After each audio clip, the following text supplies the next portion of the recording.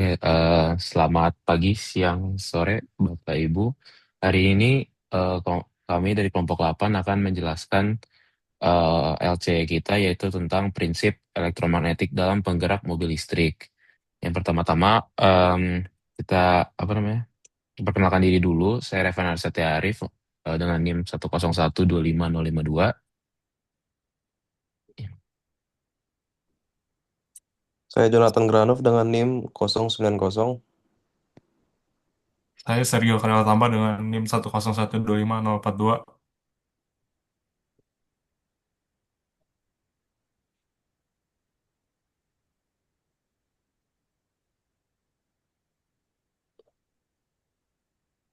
Saya Muhammad Fatih Akal Kusuma dengan NIM 101250686. Saya Farel Fendri Valentino Sukatendel dengan NIM 101 25008. Zaki mana? Selamat, iya. Dan mungkin satu teman kita lagi lagi koneksinya lagi hilang. Satu lagi ya ada Muhammad Zaki Aditya untuk dengan NIM 026. Oke, lanjut ke pendahuluan. Oke, mobil listrik adalah inovasi dalam bidang transportasi yang menggunakan energi listrik sebagai sumber penggerak utamanya. Tidak seperti kendaraan konvensional yang mengandalkan mesin pembakaran internal.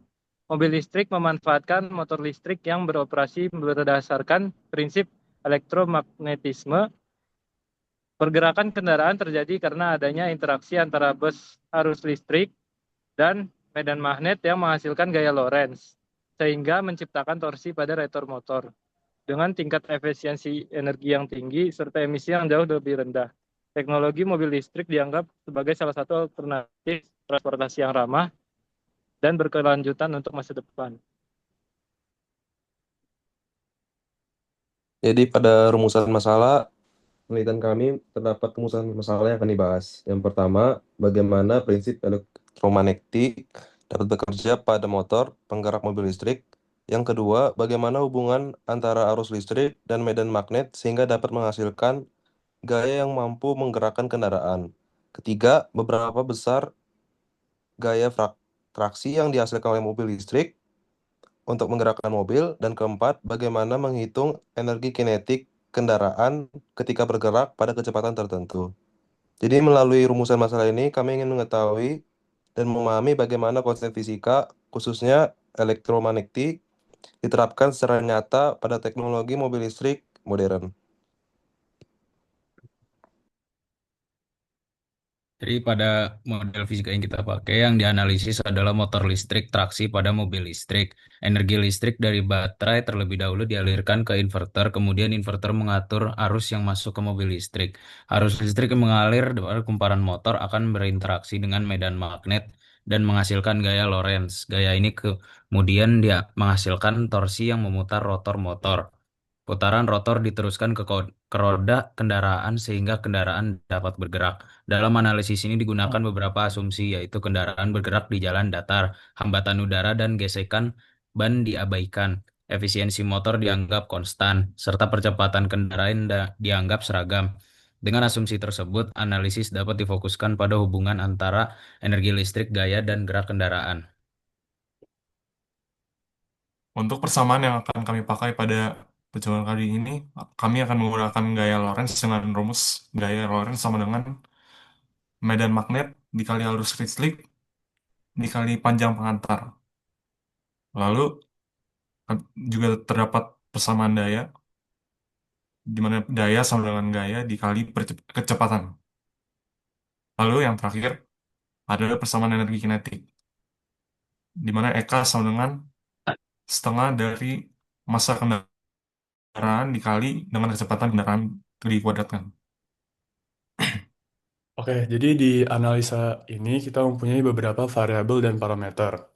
Variabel adalah nilai yang kita harus cari dan parameter adalah nilai yang kita bisa tahu dengan eh, data awal.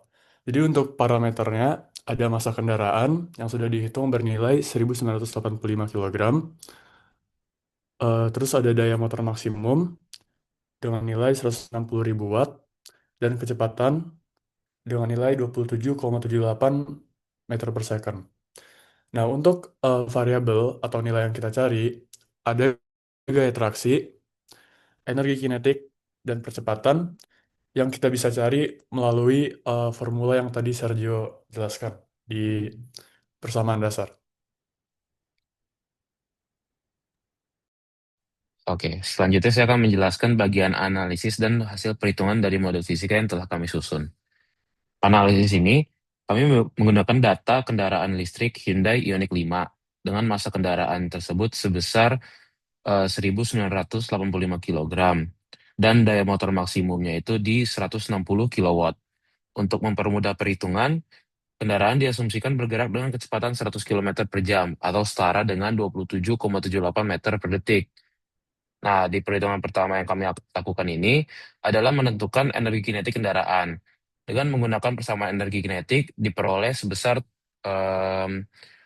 766.321 joule atau sekitar 766 kilojoule. Nilai ini menunjukkan besarnya energi yang dimiliki kendaraan ketika bergerak pada kecepatan 100 km per jam. Selanjutnya kami menghitung gaya traksi yang dihasilkan oleh motor listrik. Berdasarkan hubungan antara daya dan kecepatan kendaraan, diperoleh gaya traksi sebesar 5.759 Newton. Gaya inilah yang berperan dalam mendorong kendaraan sehingga dapat bergerak maju. Setelah itu, menggunakan hukum Newton kedua, kami menghitung percepatan kendaraan dari hasil perhitungan diperoleh percepatan teoritisnya itu sebesar 2,9 meter per second kuadrat. Dengan percepatan tersebut, waktu ini diperlukan kendaraan untuk mencapai kecepatan 100 km per jam diperkirakan sekitar 9,58 detik. Nah, berdasarkan hasil analisis tersebut, dapat dilihat bahwa motor listrik mampu menghasilkan gaya yang cukup besar untuk menggerakkan kendaraan dengan massa hampir 2 ton. Hal ini menunjukkan bahwa sistem penggerak berbasis elektromagnetik memiliki kemampuan yang baik dalam menghasilkan torsi dan percepatan. Selain itu, hasil yang diperoleh juga menunjukkan keterkaitan antara konsep elektromagnetik dengan performa kendaraan listrik. Arus listrik yang mengalir pada motor akan berinteraksi dengan medan magnet dan menghasilkan gaya Lorentz. Gaya ini kemudian menghasilkan torsi yang memutar rotor dan akhirnya menggerakkan roda kendaraan. Namun demikian, model yang kami gunakan masih memiliki beberapa keterbatasan.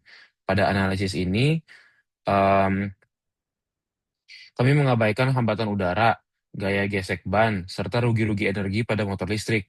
Kami juga menganggap efisiensi motor konstan dan tidak memasukkan sistem pengereman regeneratif ke dalam perhitungan. Oleh karena itu, hasil yang diperoleh masih merupakan pendekatan ideal dan dapat berbeda dengan kondisi kendaraan sebenarnya.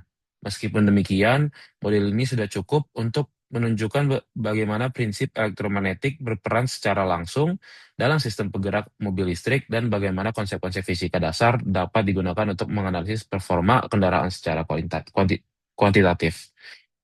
Oke, ini adalah referensi-referensi yang kami pakai untuk LCE kami. Mungkin segitu aja dari presentasi dari LCE kami. Mohon maaf jika ada kesalahan. Uh, Assalamualaikum warahmatullahi wabarakatuh.